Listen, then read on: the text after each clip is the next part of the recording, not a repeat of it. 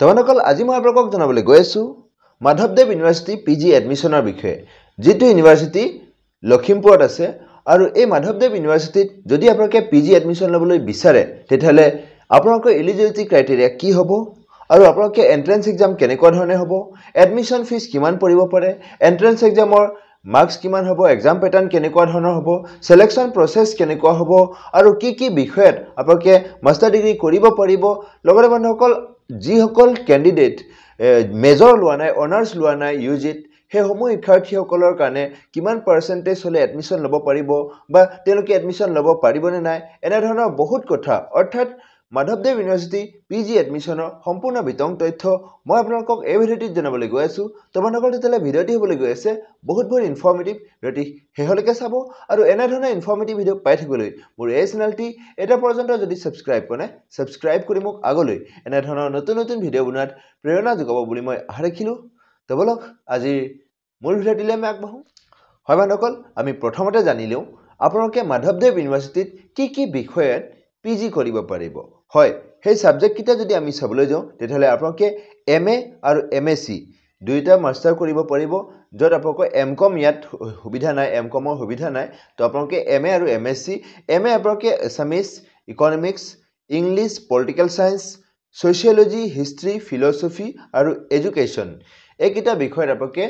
MA কৰিব পাৰিব আনহাতে যদি আপোনালোকে এমএসসি কৰিব বিচাৰে দেন আপোনালোকে botany chemistry mathematics physics and zoology এইকিটা বিষয়ত আপোনালোকে এমএসসি কৰিব পাৰিব এতিয়া হু আপোনালোকৰ এলিজিবিলিটি ক্ৰাইটেৰিয়া কি হ'ব হয় আপোনালোকে যদি পিজি এডমিশন লবলৈ বিচাৰে তেতিয়ালে আপোনালোকে ইউজি কমপ্লিট হ'ব লাগিব কিন্তু যিসকল শিক্ষাৰ্থী ইতিমধ্যে ইউজি অৰ্থাৎ বিএ বিকম বিএসসি এই কিটা বিষয়ত বা এই কিটা ইউজিত যিসকল শিক্ষাৰ্থীয়ে 6 সেমৰ এক্সাম দিছে ফাইনেল এক্সাম দিছে ৰিজাল্টৰ কাৰণে ৱেইট কৰি আছে বা যিসকল শিক্ষাৰ্থী 6 সেমত পঢ়ি আছে হে সমূহ শিক্ষাৰ্থী আনকি ইয়াত এপ্লাই কৰিব পাৰিব পিছত তেওঁলোকে ৰিজাল্ট দিয়াৰ পাছত তেওঁলোকে মাৰ্কশিটখিনি আপলোড কৰিলে হ'ল কিন্তু আপোনালোকৰ এলিজিবিলিটি ক্ৰাইটেৰিয়া যদি আমি চাবলৈ যাওঁ তেতিয়ালে আপোনালোকৰ 45% থকাটো বাঞ্ছনীয় হয় বন্ধুসকল যিসকল শিক্ষাৰ্থী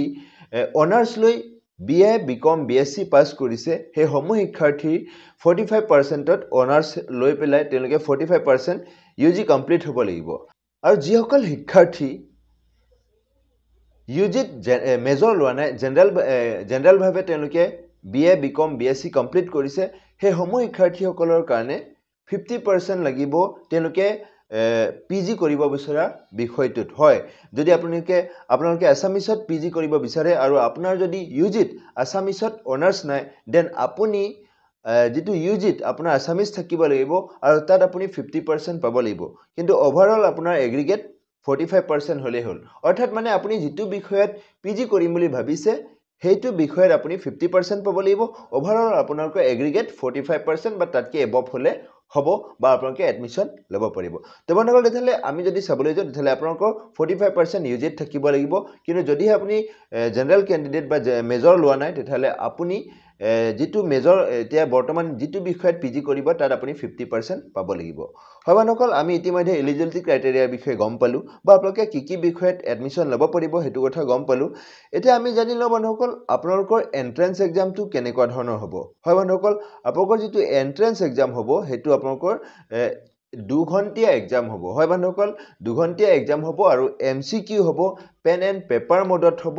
আৰু আপোনালোকৰ কোৱেশ্চন থাকিব 100 অবজেক্টিভ টাইপ কোৱেশ্চন অৰ্থাৎ আপোনালোকৰ 100 টা কোৱেশ্চন থাকিব আৰু প্ৰতিটো কোৱেশ্চনৰ এগেইনষ্টত 1 মাৰ্ক কৈ থাকিব অৰ্থাৎ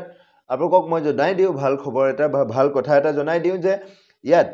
যেটো মাধৱদেৱ ইউনিভাৰ্চিটি পিজি এন্ট্ৰেন্স এক্সামৰ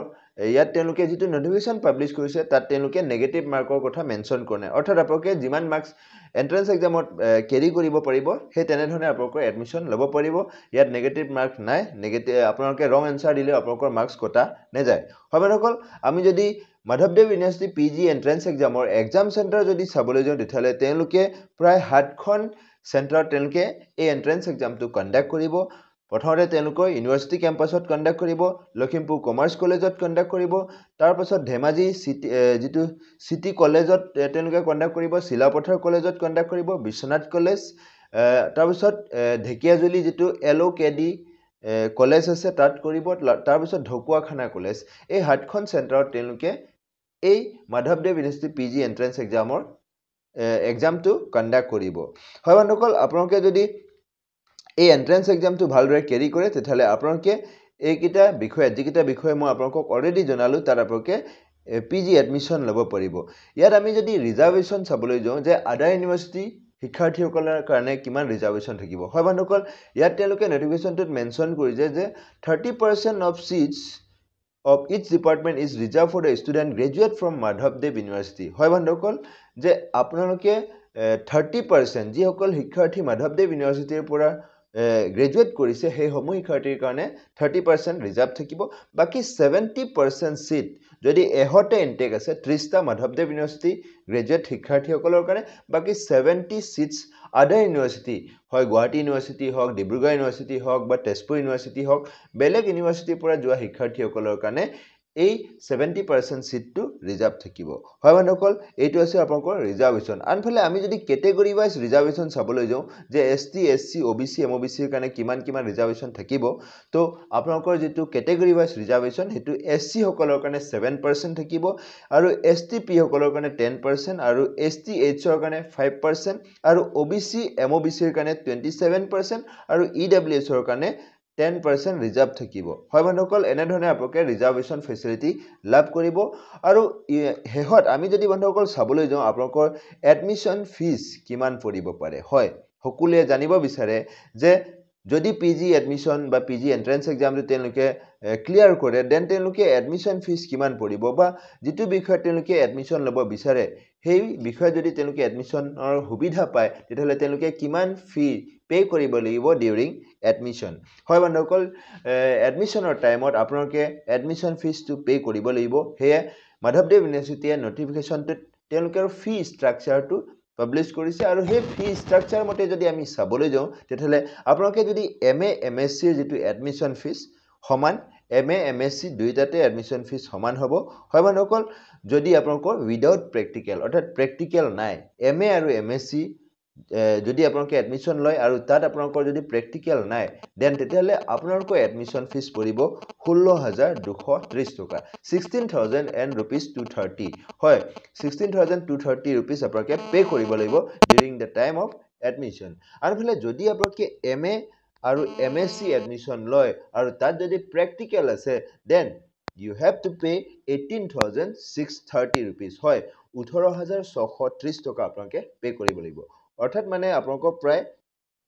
2000 ওপৰত আপোনালোকে পে কৰিব লাগিব যদি আপোনালোকৰ প্ৰেক্টিকেল আছে কিন্তু বন্ধুসকল আপোনালোকৰ আটাইতকৈ ভাল কথা যে যিসকল শিক্ষাৰ্থী পিজি এডমিশ্যন ল'ব বিচাৰে আৰু তেওঁলোকে যদি আসাম গভৰ্ণমেণ্টৰ যেটো ফি ৱেইভাৰ স্কিমত যদি পৰে তেতিয়াহ'লে তেওঁলোকে কোনো ধৰণৰ ফি দিয়াৰ প্ৰয়োজন নাথাকিব হয় বন্ধুসকল হেতু আটাইতকৈ ভাল খবৰ যে admission in fee waiver scheme of gov of Assam হেই শিক্ষাৰ্থীসকলৰ কাৰণে 00 হয় বন্ধুসকল আপোনালোকে কোনো টকা নিদিয়াকৈ এডমিশ্যন ল'ব পাৰিব পিজিত যেটো আপোনালোকে দুবছৰীয়া পাঠ্যক্ৰম বিনামূলীয়া টকাৰে এডমিশ্যন লৈ পঢ়িব পাৰিব হয় বন্ধুসকল তেতিয়াহ'লে এইটো আছিল আপোনালোকৰ ফি ষ্ট্ৰাকচাৰ মাধৱদেৱ ইউনিভাৰ্চিটি পিজি এডমিশ্যনৰ ইতিমধ্যে মই আপোনালোকক জনালোই যে পিজি এডমিশ্যনৰ এন্ট্ৰেন্স এক্সামৰ বিষয়ে জনালো আপোনালোকৰ যেটো এক্সাম চেণ্টাৰৰ বিষয়ে জনালো এলিজিবিলিটি ক্ৰাইটেৰিয়াৰ বিষয়ে জনালো আনহাতে আপোনালোকৰ এডমিশ্যন ফিজ কিমান পৰিব হেতু জনালো এটা কথাটো জনাই দিও যে তেওঁলোকে দৰাচলতে এন্ট্ৰেন্স এক্সামটো কেতিয়া কণ্ডাক্ট কৰিব হয় বন্ধুসকল তেওঁলোকে নটিফিকেশ্যনটোত মেনশ্যন কৰিছে যে 29/6/2025 অৰ্থাৎ অহা জুন মাহৰ 29 তাৰিখে তেওঁলোকে এই এন্ট্ৰেন্স এক্সামটো কণ্ডাক্ট কৰিব তাৰ বাবে বন্ধুসকল আপোনালোকে আগতীয়াকৈ অনলাইন আবেদন কৰিব লাগিব আৰু এই অনলাইন আবেদনৰ যি প্ৰক্ৰিয়া ইতিমধ্যে যোৱা 28 মেৰ পৰা আৰম্ভ হৈ গৈছে আৰু এই এপ্লাই প্ৰক্ৰিয়া আপোনালোকে অহা 17 জুন পৰ্যন্ত অনলাইন ভাবে আবেদন কৰি আপোনালোকে নিজৰ নাম অন্তৰ্ভুক্তি কৰিব পাৰিব বা আপোনালোকে ৰেজিষ্ট্ৰেচন কৰি পেলাই অহা 29 জুনত হ'বলগীয়া এন্ট্ৰেন্স এক্সামত আপোনালোকে অংশগ্ৰহণ কৰিব পাৰিব হয় বন্ধুসকল তেতিয়াহ'লে আপোনালোকৰ এপ্লাই প্ৰক্ৰিয়া ইতিমধ্যে আৰম্ভ হৈ গৈছে আপ টু 17 জুন আপোনালোকে এপ্লাই কৰিব পাৰিব আৰু আপোনালোকৰ এক্সাম কণ্ডাক্ট হ'ব 29 জুন অফ 2025 হয় বন্ধুসকল আপোনালোকৰ 10টা বজাৰ পৰা 12টাৰ ভিতৰত হ'ব আৰু যিমান কিটা সাবজেক্টৰ বিষয়ে মই ইতিমধ্যে আপোনালোকক জনালো এই সমূহ সাবজেক্টৰ এক্সাম একেদিনাখনেই হ'ব আৰু সেই এক্সাম আপোনালোকৰ 10 বজাৰ পৰা 12 বজাৰ ভিতৰত হ'ব যিহেতুকে দুঘণ্টীয়া এক্সাম হ'ব আপোনালোকৰ 100 নম্বৰৰ কুৱেশ্যন হ'ব 100টা কুৱেশ্যন থাকিব 100 নম্বৰৰ এক্সাম হ'ব হয় বন্ধুসকল তেতিয়াহ'লে এইটো আছিল আপোনালোকৰ মাধৱদেৱ ইউনিভাৰ্চিটি পিজি এন্ট্ৰেন্স এক্সামৰ সম্পূৰ্ণ বিতং তথ্য কিবা যদি জানিবলগীয়া থাকি গৈছে বা যদি কিবা যদি মোৰ ৰৈ গৈছে তেতিয়াহ'লে বন্ধুসকল কমেন্ট সেকশন আপোনালোকৰ বাবে লগতে বন্ধুসকল ডেসক্ৰিপচনত মোৰ ফেসবুক পেজ হোৱাটছআপ চেনেলৰ লিংক লগতে মোৰ পাৰ্সোনেল মেইল আইডি দিছো যত আপোনালোকে মোক পোনপটীয়াভাৱে মেছেজ কৰিব পাৰিব মেইল কৰিব পাৰিব হয় বন্ধুসকল তেতিয়াহ'লে ভিডিঅ'টি শেষলৈকে চোৱাৰ বাবে আপোনাক অশেষ ধন্যবাদ জয় আই অসম